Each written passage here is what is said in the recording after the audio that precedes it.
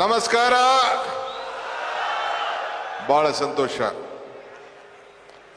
ವೇದಿಕೆಯಿರುವಂತ ಎಲ್ಲ ಧರ್ಮಪೀಠದ ಎಲ್ಲ ಗುರುಗಳೇ, ಭಾರತ ದೇಶದಿಂದ ಹಾಗೂ ಹೊರಗಡೆ ದೇಶದಿಂದ ಕೂಡ ಬಂದಂತ ಎಲ್ಲ ಗುರು ಹಿರಿಯರೇ, ವೇದಿಕೆ ಇರುವಂತ ಎಲ್ಲ ನಮ್ಮ ಸಹೋದ್ಯೋಗಿಗಳೇ, ಮಂತ್ರಿಗಳಂತ ಜಮೀರ್ ಅವರು, ನಜೀರ್ ಅವರು, ನಮ್ಮ BDA ಚೇರ್ಮನ್ ಹ್ಯಾರಿಸ್ ರವರು,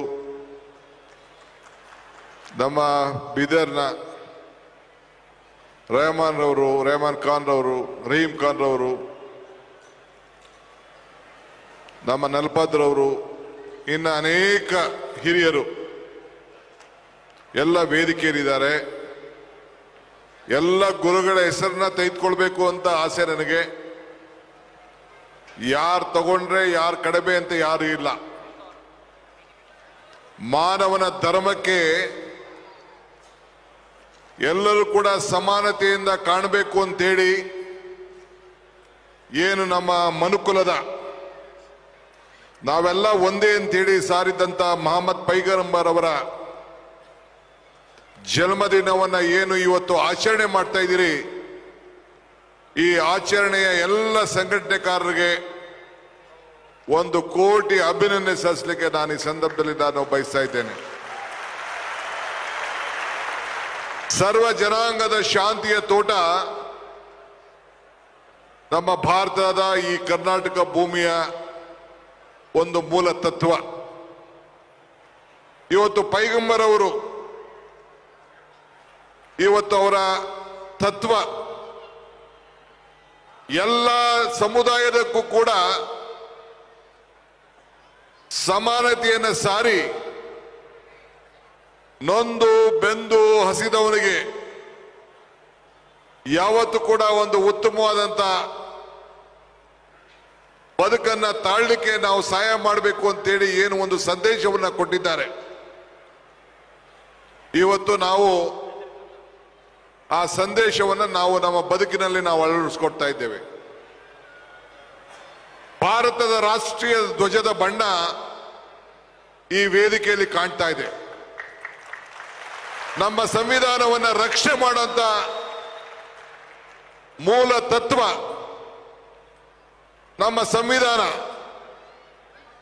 ಎಲ್ಲ ಸಮಾಜಕ್ಕೂ ಕೂಡ ನ್ಯಾಯವನ್ನು ಒದಗಿಸಿಕೊಟ್ಟು ಈ ದೇಶದ ಪ್ರತಿಯೊಬ್ಬ ನಾಗರಿಕರು ಕೂಡ ರಕ್ಷಣೆ ಮಾಡುವಂತ ಸಂವಿಧಾನವನ್ನ ಈ ಭಾರತದ ರಾಷ್ಟ್ರೀಯ ಧ್ವಜ ಇವತ್ತು ಕೊಟ್ಟಿದೆ. ಅದೇ ರೀತಿ ಪೈಗಂಬರ್ ಅವರು ನಮ್ಮ ಸ್ವರ್ಗ ಎಲ್ಲಿದೆ, ನಿಮ್ಮ ತಂದೆ ತಾಯಿಯಿಂದಲಿದೆ ಅನ್ನೋದ ಒಂದು ಸಂದೇಶವನ್ನ ಇವತ್ತು ಕೊಟ್ಟಿದ್ದಾರೆ.